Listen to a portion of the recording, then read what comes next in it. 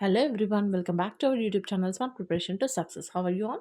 I hope everyone are fine and doing well. So day 3 answer writing questions అన్ని so నేను ఎలా రాసానో చూపిస్తాను. In the significance of fundamental rights in the Indian Constitution. Okay.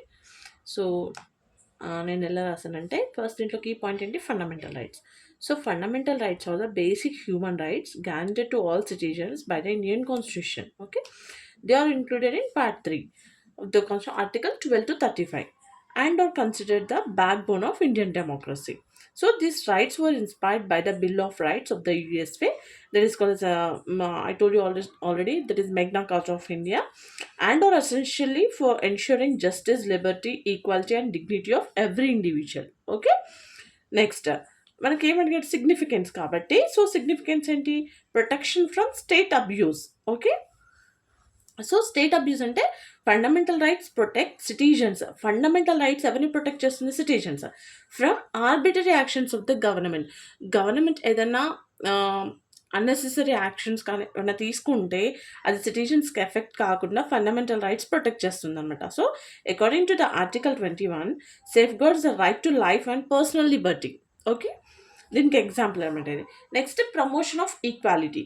Promotion of equality means article 14 to 18 మనం క్లాస్లో చెప్పుకున్నాం. Article 14 to 18 ఏంటి, equality before the law, everyone are equal before the law, and prohibit discrimination based on religion కానీ caste, gender, place of birth. వాళ్ళు ఎలా అయినా ఉన్నాయి, అందరు కూడా లాకి బిఫోర్ ఈక్వలే అనమాట. Okay, next freedom and expression means article 19 allows citizens to express opinions, move freely, and choose their profession, essentially for a healthy democracy. Okay, so article 19 ఏం చెప్తుంది, వాళ్ళ ఒపీనియన్ ఏంటి అనేది ఎక్స్ప్రెస్ చేసుకోవడానికి, and freely move and choose their profession. Okay, వాళ్ళకి ఏం నచ్చుతుంది చేసుకోవడానికి రైట్ ఉంది, but it should not be against, ఏమంటారు, అది ఎవరికి డిస్టర్బెన్స్గా ఉండొద్దు అనమాట. Okay, so essentially for a healthy democracy, డెమోక్రసీని ఎలాంటి వైలేషన్స్ చేయకుండా ఏమైనా చేసుకోవచ్చు మనం. Social justice articles like 15, 4 and 17 uplift the socially and educationally backward classes and abolish untouchability. Okay, next cultural protection. So article 29 and 30 protect the rights of minorities to preserve their language and culture. So ఇక్కడ ఏంటంటే ఎవరి religion అంటే వాళ్ళకి తగ్గట్టు వాళ్ళు చేసుకోవచ్చు అనమాట. వాళ్ళ లాంగ్వేజ్ కానీ వాళ్ళ ఏమంటారు కల్చర్ కానీ వాళ్ళు ప్రాక్టీస్ చేసుకోవచ్చు, దానికి ఎలాంటి రిస్ట్రిక్షన్స్ అనేవి లేవు. Okay, enforceability through courts.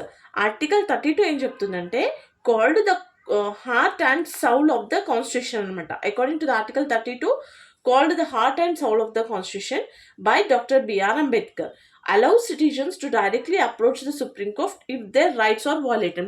అంతకుముందు కూడా చెప్పాను, మనకి ఏదైనా ఫండమెంటల్ రైట్స్ వైలేట్ అవుతుంది అని చెప్తే మనం డైరెక్ట్గా సుప్రీంకోర్ట్కి అప్రోచ్ అవ్వచ్చు అనమాట. ఓకే, సో కన్క్లూజన్లో ఏం చెప్తామంటే fundamental rights play prominent role in protecting individual freedoms and promoting equality in Indian society. They uphold the values of the constitution and ensure that every citizen can live with a dignity in a democratic setup. So the next question, critically examine the role of the judiciary in expanding the scope of fundamental rights. Judiciary యొక్క role explain చేయమంటున్నాడు. ఎక్కడ expanding the scope of fundamental rights. Okay, so మనం ఇంతకుముందు ఆన్సర్లో కూడా చెప్పాం, మనకి fundamental rights violate అవుతున్నాయి అని తెలిసినప్పుడు we can directly approach to the supreme కోర్ట్కి మనం వెళ్ళొచ్చు అనమాట. సో ఇక్కడ judiciary plays a key role in protecting and interpreting fundamental rights. Through various landmark judgments the courts have expanded the meaning and scope of this fundamental rights. కొన్ని judgments వల్ల ఏమైందంటే fundamental rights యొక్క scope and meaning కూడా expand అయ్యనమాట. ఆ process ఏమంటారంటే judicial activism. Okay, judicial activism. So ఇక్కడ కొన్ని కేసెస్ చూద్దాం మనం, judgment cases. So Maneka Gandhi versus union of India 1978. ఇక్కడ ఏం జరిగిందంటే the supreme court expanded the scope of article 21. Article 21 ఏంటి, right to life, to include the rights to travel abroad and linking it with article 14 and 19. Okay, ఇదొకటి. Next Kesavananda Bharati case 1973. ఇక్కడ ఏం జరిగింది అంటే the court introduce the basic structure doctrine ensuring parliament cannot destroy essential features like fundamental rights.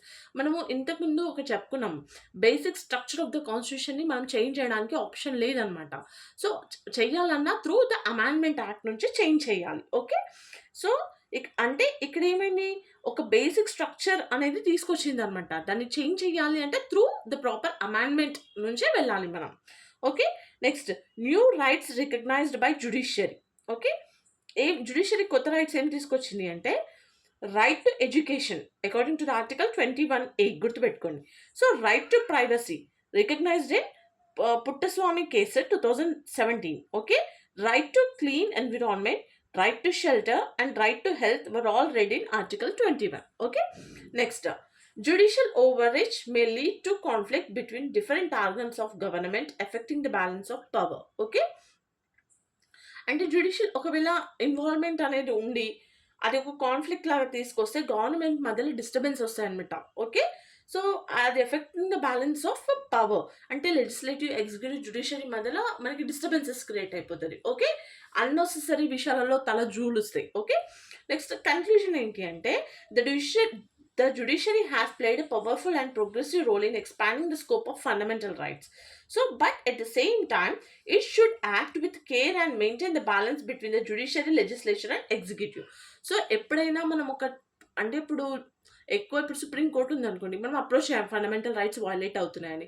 So అక్కడ నుంచి మనకి ఏంటంటే true రావాలి, న్యాయం అనేది రావాలి మనకి. సో అక్కడ రాలేకపోతే మనకి ఏమవుతాయంటే డిస్టర్బెన్సెస్ క్రియేట్ అవుతుంది. So maintain the balance between the judiciary, legislature and executive, ఈ 3 ఆర్గాన్స్ కూడా మంచిగా వర్క్ చేయాలి అంటే judiciary should be play prominent role. Okay. Progressive role అనమాట. ఓకే. కరెక్ట్గా ఉండాలి మనకి. Okay. So this are the 2 answers. ఇది డే 3వి. Okay. Day 3 answers. Day 4 answers రేపు అప్లోడ్ చేస్తాను. ఓకేనా. సో ఐ హోప్ మీ అందరికీ వీడియోస్ హెల్ప్ అవుతున్నాయని అనుకుంటున్నాను. For further more videos please like, share and subscribe my channel. Thank you.